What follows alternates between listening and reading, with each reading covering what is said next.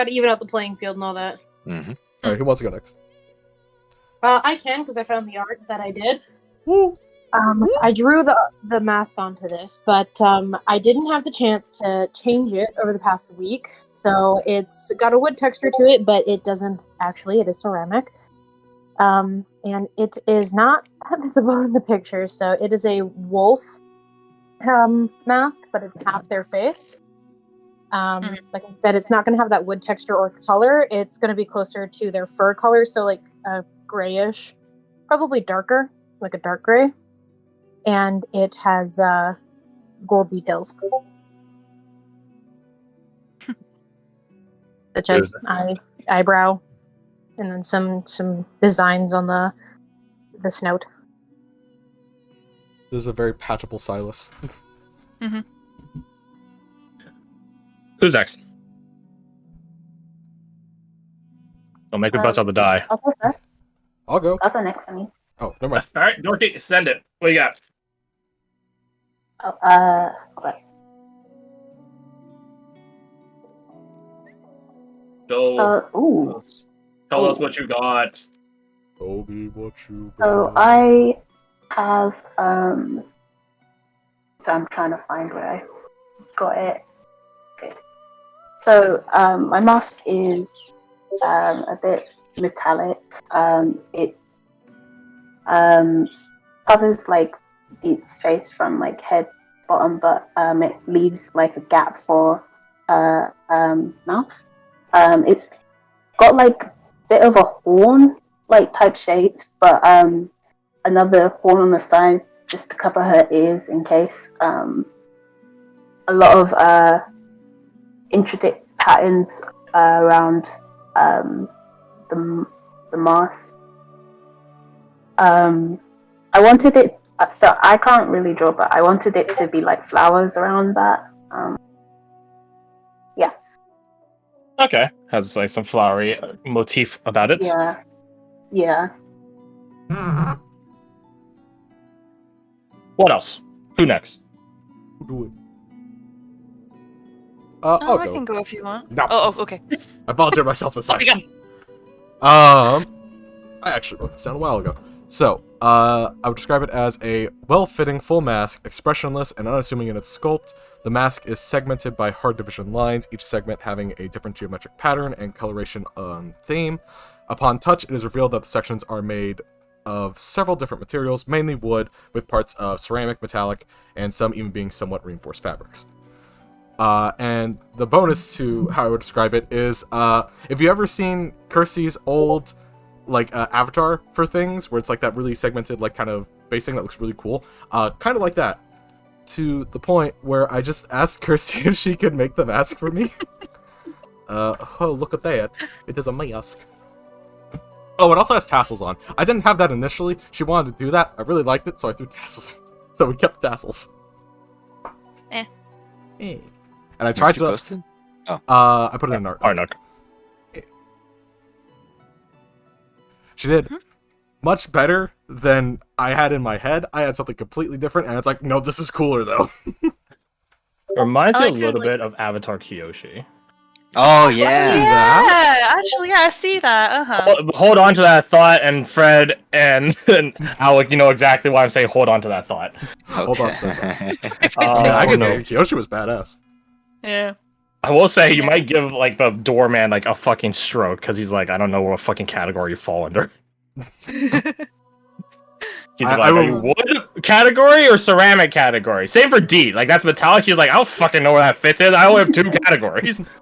I have yes or no. Why did you make it a maybe? I have broke bitch and bougie bitch. Which one are you? I mean, He'll probably if toss you we're guys doing- in a bougie. yeah, like, exactly. the If you're amount of going effort broke or put in. bougie, like mine's multiple things. Hers is fucking metal. I feel that's bougie. Well, counterpoint though, like look at Mule in Sunday Game. His armor is hodgepodge as fuck. You would not call him bougie, This is true. Actually, right? So you there's, know there's what? 2 points to it. So tell you Not what, bougie, in but the it's true not spirit of chaos, when we get to you, I'll roll for it. Right? So who's next? 1, 2, 3, 4. I'll go, I guess.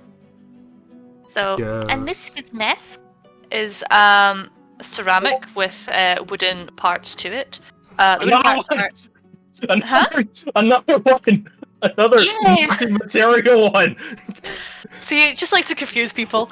Yeah, Yeah, here she it's the wooden part is painted a green color and is in a sort of hexagon styled shape. She has sort of large kind of black eyelinery cat eye kind of thing, and then with a straight line going across the bridge of her nose and along the cheekbones and everything, a thick black line with lines going down, dotting at the end. The mask is expressionless, similar to Morgan's. Definitely not just because like I recycled the stencil. Her top lip is sort of a glittery kind of gold color. And yeah, I'll post the uncursed picture of it, I guess. Wherever it is. I had it a second.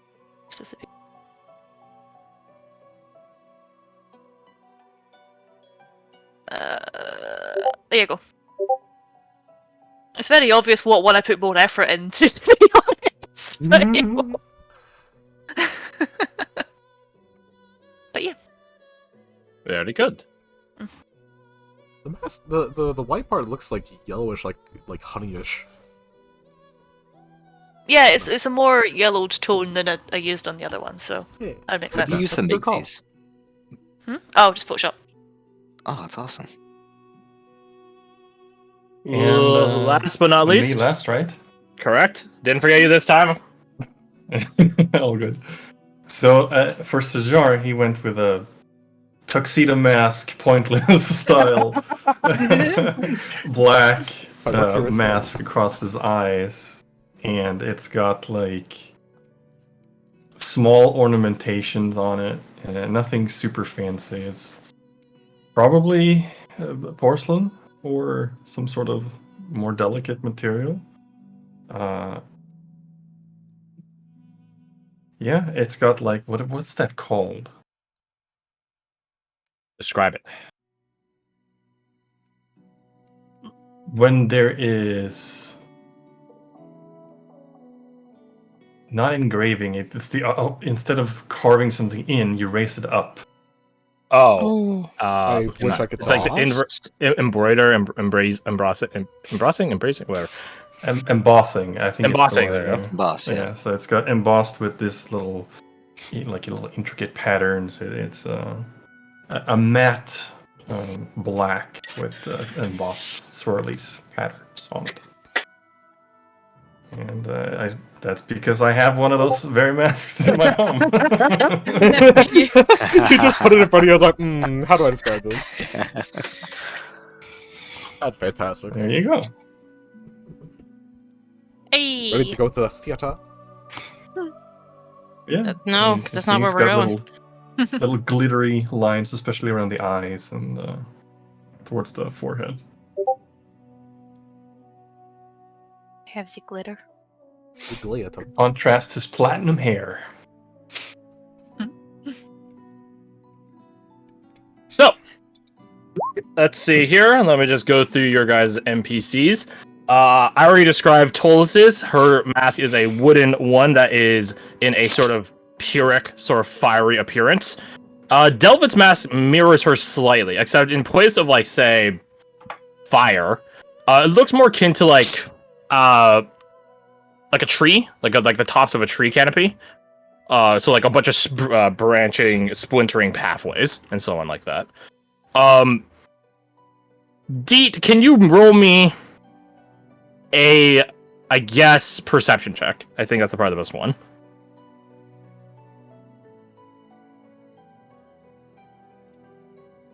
Overgrown canopy of sorts. 25.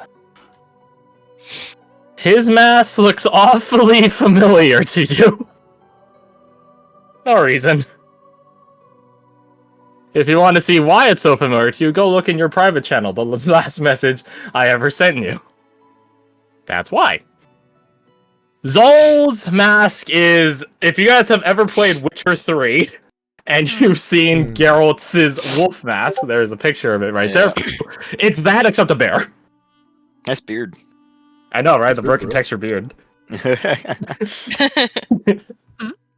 Yeah, so that's Zal's mask. Also made of wood. Kasai's mask is probably one of the more interesting ones. It's a wooden mask, same as all your other NPCs. It looks pale white. It has some indentation for facial features, and it does have like an indent or like a protruding part on the upper half of the face, which gives more accessory features. You all know, with maybe the exception of Alessander, it looks very reminiscent of a Farloon Phantom mask. So like a Kitsune mask. Oh.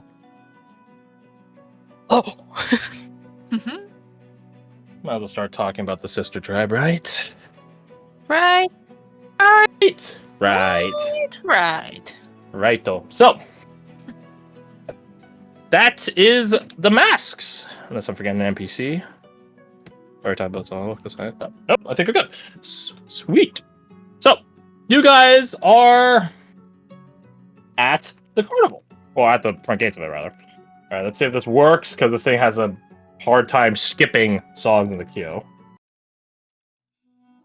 God damn it. It just played the same song again. There you go. Okay, good job, Viberbot. I was having problems yesterday, I saw, so I'm happy that it's working today. Now watch that, I just jinxed it. Nope, it'll be fine. Quiet. Everything will be fine. Everything will be So fine. it's not able to loop tracks now. What the fuck? You fucked it up. I generally don't think it's like because the thing's fucking up. I just think that the fucking function is wrong. If I'm being honest. Because like every time I try to use it, even when it is working, after like I tell it to loop once, it fails at looping it ever again. The fucking Like the command. wrong. Yeah, the fucking function is wrong. Function. The function. I don't like that. Yeah, so I'm gonna roll 1d2. 2 is bougie, 1 is broke for Oriana. Congratulations, you are bougie. Oh, So you guys, you guys follow the instructions on the flyer, following along the North Talon Road, following the bells and whistles and so on, sort of literal bells and whistles that lead to the carnival. The carnival itself is much more of a wide than deep establishment, at least at your guys' initial glance, whatever, of it. To the point where you can't exactly make out the entire scale of it without walking into the swamp and trying to do like a perimeter search around it. You can tell from where you guys are at currently, no perception rules needed, that there are watchtowers set up at different sectors of this place. So the place is guarded. It has a palisade set up around it, like a bunch of sharpened wooden logs stabbed into the ground and making a wall that sort of form the boundaries of it. They have a front gate, which it is like a heavy wood door with reinforced bars rather, and bolts attaching it and so on. But it's also, you could tell, very weathered. Like it's been through some shit. You could see like stab marks, cut marks, bullet holes that don't penetrate all the way through, burn marks, that sort of stuff. So it definitely has gone through its fair share of having to defend against things. That's fun. The gates are open right now. He's sort of blocking like a quarter of the gate. The gate's like, I don't know, 10 feet wide when both of them are open, which they are. There's a guy with like, little table set up there, tablecloth that's like this, almost like a sort of quilt like manner. It's like bright red and white and black and stuff like that. It's like stuff you'd see on like a playing card and stuff like that. This bit more of a rotund individual is cheerily greeting and welcoming everyone in. He does like do like Accomplice is like a Walmart greeter. Like he does check, I guess you call it mask integrity, mask value, and then assigns people like a little string, like a little string like a ribbon on it that he just ties on your wrist until he's don't lose it, that sort of stuff as he gives it to person by person. And eventually, you guys have to actually enter into one of the most British things ever, a queue, a line, in order to get inside. Oh, good heavens. Oh, good heavens! be ready for those voices today. But yeah, like you guys actually have to get in line to make your way up to the gate, and then you guys arrive there, and he just goes, "Hello, welcome to Arjun." He like spots your mask around. Oh my! Can I see you first, please? I was like, I can't hear Crash. This is cringe. No, okay. Hey, but he also has a mayor's voice, so I think I'm free. Oh, oh my god, yeah. I would say this guy's mask is, you can see like the strings that hold it to his head are very tight around his head. Oh my god. It's not a full mask, it's like it's like a bandit mask you would see in like a Western film. It's like barely constituting. What mask? He's an outlaw. He's an outlaw. I'm waiting for someone to have that mask. Right now.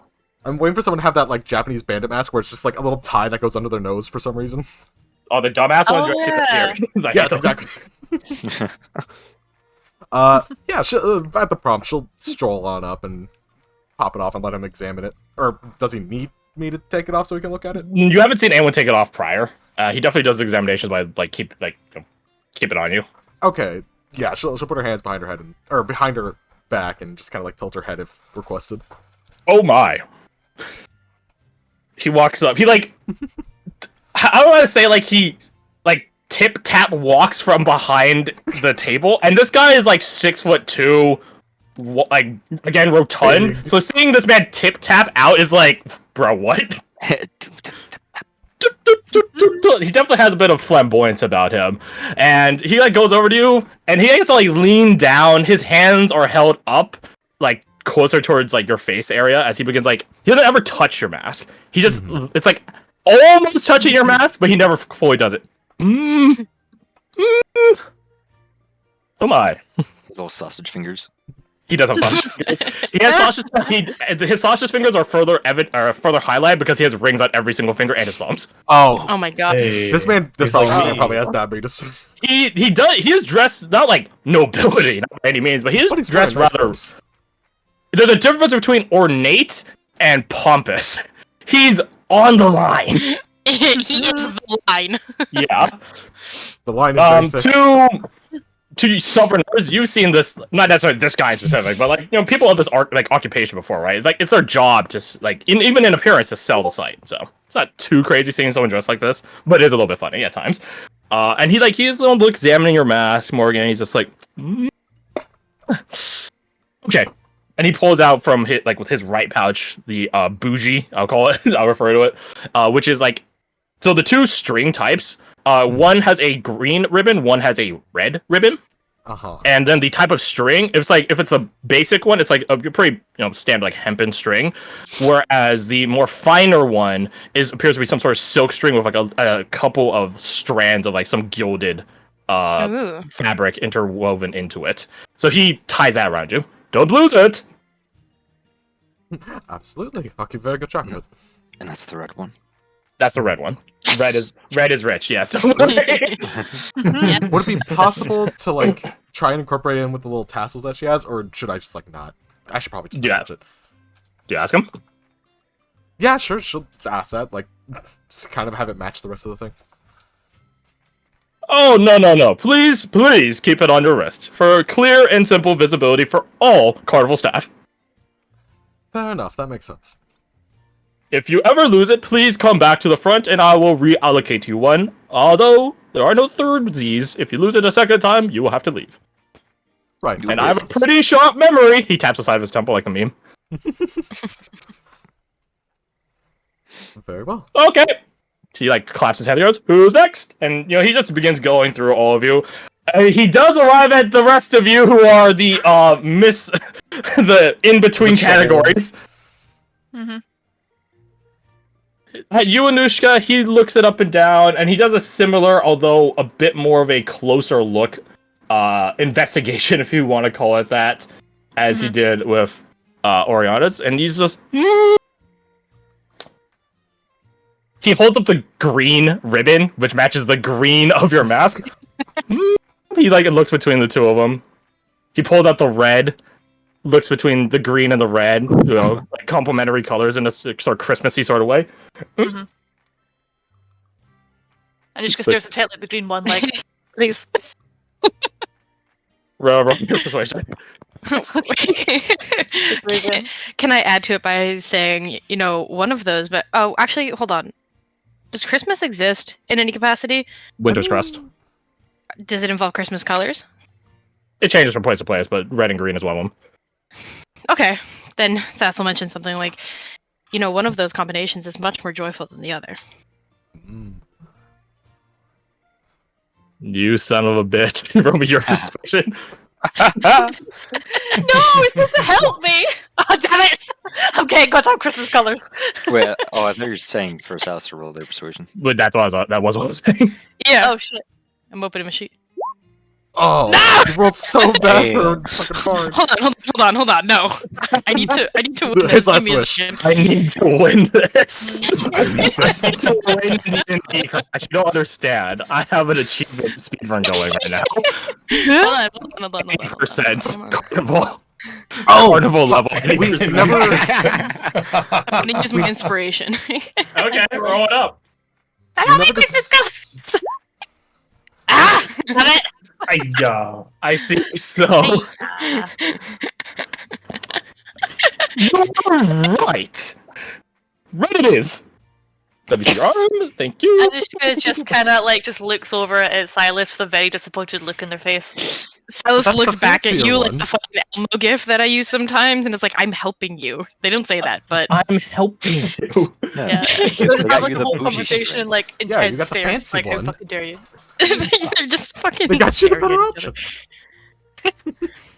Let's see. Yes, So, other. We're both just this. yours is ceramic, correct? Yeah. You get the red. Alexander, you get the ceramic. You get the red. All of your NPCs get the green because they're all wooden based.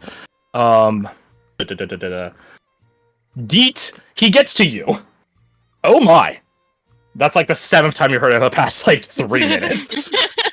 Oh my, oh my, oh my. Lord heavens. Is that metal? A metal mask. It is. I see. He begins doing again another examination. It's not wood or ceramic, but it probably is as fine as ceramic. From behind him, Alessandro will just turn around and say, "Paid a pretty penny for that." And he rubs his fingers together. He freezes when you say that, and he turns to look at you as you're saying that. All right, and he gives you a red one. Yeah. What's a penny? Yo, what's up? Paid a pretty nickel for that. Yeah. I'm sorry. What was that? You want to say that again? Yeah. So you guys Go are this way. allowed to go in. Silas, yours is ceramic as well, so you will get the red. Fuck Just yeah. want to give you confirmation on that. I think it's pretty self-explanatory, but just in case, you guys enter in, and there's a second checkpoint, and this has been visible the whole time. It actually is deep inside the walls, quote unquote, the gates and stuff like that. And it's these two big, burly, I say strong men, but not the game strong men, literal strong men. You think they're at least half orcs, both of them. They look identical, and in between them is, you think they're a gnome or a halfling, one or the other. You can't see his feet right now, so it's hard to tell. You think he's a gnome, and he's standing at on a little, not a soapbox, but a little pedestal next to a bunch of chests, bins, stuff like that. All right. Standard procedure, please leave behind any and all defensive equipment and weapons here in these chests. The Carnival has a strict policy on not tampering or interacting with these chests once they're stored. You have my word on that. Please begin depositing them there. Thank you. That is not the voice I expect for a half orc. He's a gnome, potentially. Oh, he's the gnome. Oh my god. Yeah, so question. Did we just want to... Okay, before we go into the carnival, actually, did we know they were going to take our weapons away? You would assume so. You would assume so. Okay, so could we have left our stuff in just a bag of holding with one of the other NPCs? How far away from whoever we're leaving it with are we, though? Because if something If happens... you're living in Duvros, that's just tens of miles away. Like that, not doing that shit. Not gonna lie. Not gonna lie to you, bud. Sejor Alessandro- would leave his weapons back in Duvros with someone trusted. Probably Varric. Yeah, I don't know how Nishka would feel about leaving her gun like in a carnival. At the same time, But it's If she also needs super it. out of reach, yeah. Y'all have trust issues. I will take off my gun belt and put it in the chest or whatever. Very good. Very good. Taz will hand over instruments and rapier. Very good. Delbert leaves behind his rifle. Tolis leaves behind. Actually, Does she have anything to leave behind? technically, yes. Like a holdout dagger taped to your leg. Well, interesting you bring that up, Alec. To those of you that are proficient in stealth and are daring enough to roll for it, you guys can keep holdout weapons tucked on your body. The thing is, if you get caught, you get a warning. If you're an ass about the warning, you get ejected. But you do get a warning. You get a warning here. If you're caught with a weapon in the carnival itself, you're getting auto-ejected. Yeah. Oh, okay. Oh, okay. Right, so here is where you get your warning. The So, only let me- would be like a harmonica or something. The harmonica or something. But I mean, no, I'm fine. Would Tolis be so risque to Daring. keep her holdout weapon? No, she wouldn't. This is probably the first time I've actually seen this weapon. She pulls, like, undoes, like, a wrist sheath. Like, so the blade would basically be going Does she from have a her fucking wrist Assassin's to... Creed dagger? No. Oh. The sheath goes from her wrist to, like, her elbow. And you guys can see her undoing it, almost in a similar guard as, like, an archer's, like, wrist glove, or, like, a wrist protector against string slap. She pulls out this very, very fine-looking blade. You guys have never seen it before. It is not a large dagger by any means. It is clearly meant to be wielded one-handedly, and it is using every bit of length it can afford for the blade, because it has such little to work with. So very little is left for gripping. Could Morgan try to... Could you try to understand, like, the dagger and more of what it's used for? Like, get a more in-depth idea of why Tolis would have this kind of thing. Roll insight. You have advantage and disadvantage. Advantage because of your Kensei. Disadvantage because you guys really don't interact with Tolis about that sort of stuff. Well, 22 plus. Yeah, you I don't know if I would 32. Okay. Let's make sure I keep track. Look aside here, so. Yeah. And Tolis as well, but whether Tolis would give you guys, who knows? But yeah, 32. That blade is not of this world. Oh. It is crafted somewhere beyond. It is 100% meant to be a holdout weapon. So it's interesting that she's not actually using it for its intended purpose. The dimensions of its sheath and itself make it particularly keen on hiding it. And you could tell as Tola sets it down with your blind sense as well, and this immensely good roll, there's a hollowness inside the blade itself. Something commonly used for assassins. Right, like you would put poison or something in it. Correct. Could I also tell, because it's so otherworldly, if it will just teleport back to the sheath later? Or is she not trained in that kind of art? You are not trained in the ways of magic on that. If you're an Eldritch Knight or something, oh yeah, I can tell you immediately. You're not such. I think it's an idea that pops in her head, so she might... It might be magic. It definitely looks like it. Seems feasible. She'll note that and keep that in the back of her head. Zal leaves behind his axe and his utility blade, as he calls it. Dove leaves behind Providence, his rifle. Mm-hmm. Hey, Providence. Nice. Kasai did not bring the staff. Mm-hmm. So she really just leaves behind her, like, war scythe. And her, it's technically like a sickle in a certain regard, but it's more akin to like a mono-edged curved blade. How difficult would it be to sneak in the crystal short sword if I'm wearing my coat? Moderately difficult. And it definitely will be, like, because keeping it like how to say, keeping your appearance in a dynamic manner while you have a literal like rod that's restricting movement will be the harder part of it. Trust me, I'm just happy to see you. Thank you. Would kebab be allowed in, or would you have to Kebab would not be allowed in. Okay. No hounds unless they're service animals.